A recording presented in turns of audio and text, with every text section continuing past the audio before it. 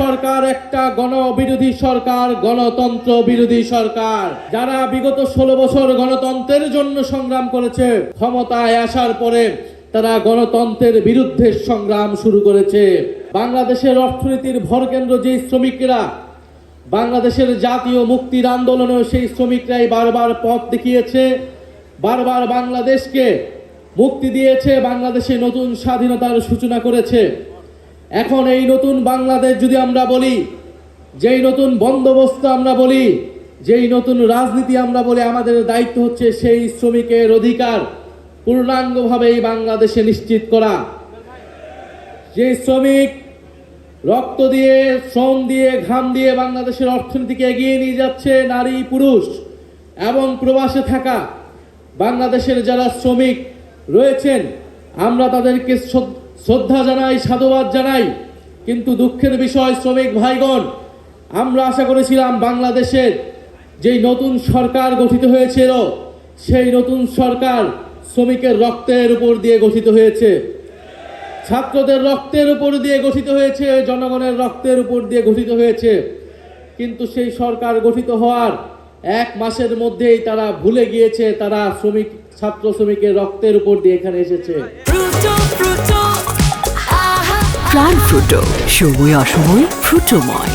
তারা ছাত্র শ্রমিক জনতার রক্তের উপর দিয়ে যেই নতুন বাংলাদেশ, যেইখানে নির্বাচন হয়েছে, গণভোট হয়েছে, তারা সেই গণভোটের সাথে বেইমানি করেছে।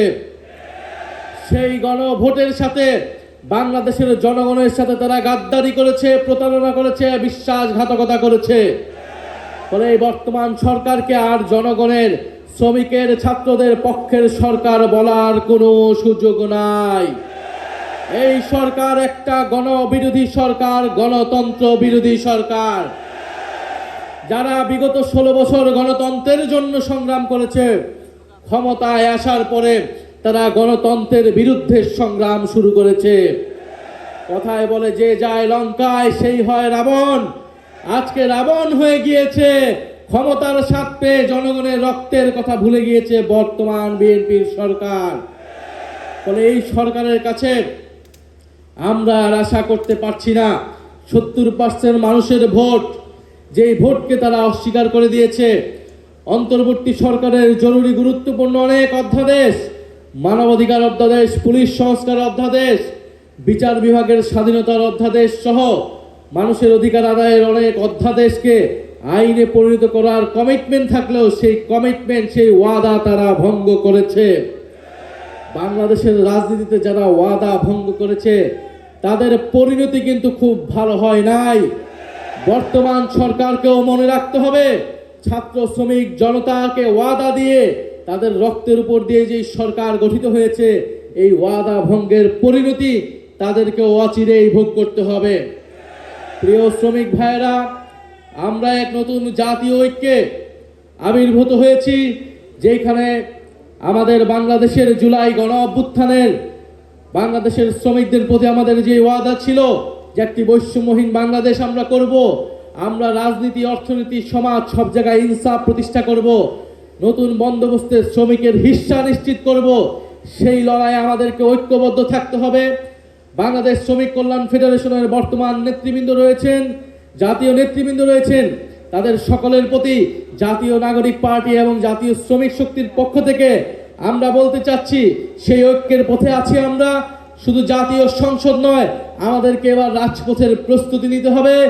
রাজপথের প্রস্তুতির মাধ্যমে, গণ আন্দোলনের প্রস্তুতির মাধ্যমে আমরা বর্তমান সরকারকে বাধ্য করব জুলাই সনদ সহ, গণভোট সহ শ্রমিকের অধিকারের প্রতিটি দাবি আদায় যাতে নিশ্চিত হয়। আমরা বর্তমান সরকারকে সম্পূর্ণভাবে সহযোগিতার জন্য প্রস্তুত ছিলাম। আন্তর্জাতিকভাবে যুদ্ধ পরিস্থিতি চলছে, বর্তমানে জাতীয় ঐক্য অতি জরুরি ছিল। কিন্তু সেই জাতীয় ঐক্য, যেই জাতীয় সমঝোতা, সেই সমঝোতা ভঙ্গ করেছে বর্তমান সরকার, বর্তমান প্রধানমন্ত্রী। সেই প্রধানমন্ত্রীকে জবাবদিহিতে আনার জন্য শ্রমিক ভাইদেরকে আমি আবারও আহ্বান জানাচ্ছি এবং শ্রমিক কল্যাণ ফেডারেশনের প্রতি শুভেচ্ছা, সাধুবাদ জানাচ্ছি। আপনারা ঐক্যবদ্ধ হন, আমরা সবাই ঐক্যবদ্ধভাবে বাংলাদেশকে নেতৃত্ব দিতে হবে নতুন বাংলাদেশের পথে, গণ অভ্যুত্থানের বাংলাদেশকে, জুলাইয়ের বাংলাদেশকে সামনের দিকে এগিয়ে নিয়ে যেতে হবে। আবারও আমি বাংলাদেশ শ্রমিক কল্যাণ ফেডারেশনের ত্রিবার্ষিক এই আজকের যে সম্মেলন, সেই সম্মেলনকে শুভেচ্ছা জানাচ্ছি। আসসালামু আলাইকুম।